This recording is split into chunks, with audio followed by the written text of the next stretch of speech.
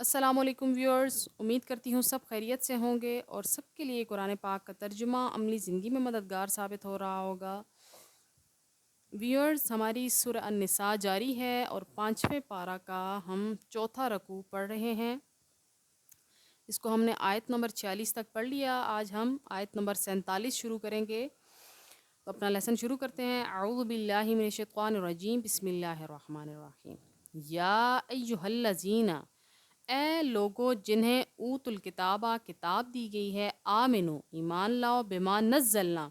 اس کتاب پر جو نازل فرمائی ہم نے، مصدقاً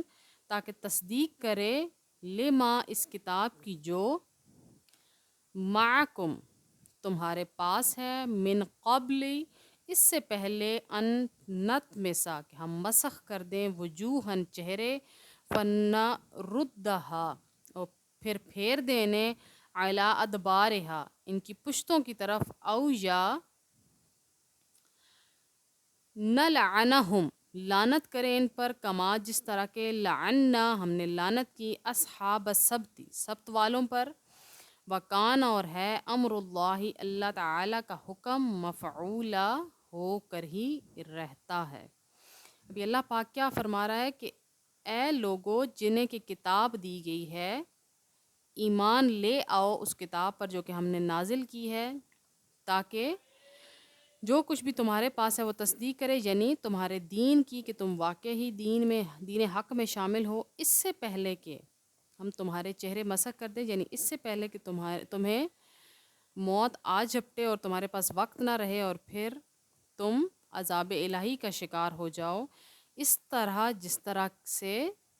سبت والوں کے ساتھ، یعنی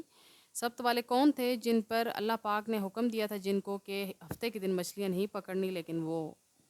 ہیلے بہانے کر کے کرتے تھے کام اس طرح سے، تو پھر اللہ پاک نے ان کے چہروں کو مسخ کر دیا۔ تو اللہ پاک نے فرمایا اس سے پہلے کہ تمہارے ساتھ ایسا کچھ ہو جائے تو تم ایمان لے آؤ، اور پھر اللہ کا حکم تو ایسا ہوتا ہے جو کہ ہو کر ہی رہتا ہے۔ قربان جائے میرے رب پر، میرا رب بندے کی کتنی بھلائی چاہتا ہے کہ پہلے پیار سے سمجھاتا ہے، جب پیار سے سمجھے نا تو پھر اس کو ڈانٹ کے سمجھاتا ہے، اپنے عذاب سے ڈرا کے سمجھاتا ہے کہ کسی طرح میرا بندہ سمجھ جائے اور عذاب سے بچ جائے، کیونکہ میرے رب کا حکم تو ایسا ہے کہ جس میں کوئی شک و شبہ ہے ہی نہیں۔ آج کا لیسن یہاں تک، نیکسٹ انشاءاللہ نیکسٹ ویڈیو میں، تب تک کے لیے فی امان اللہ۔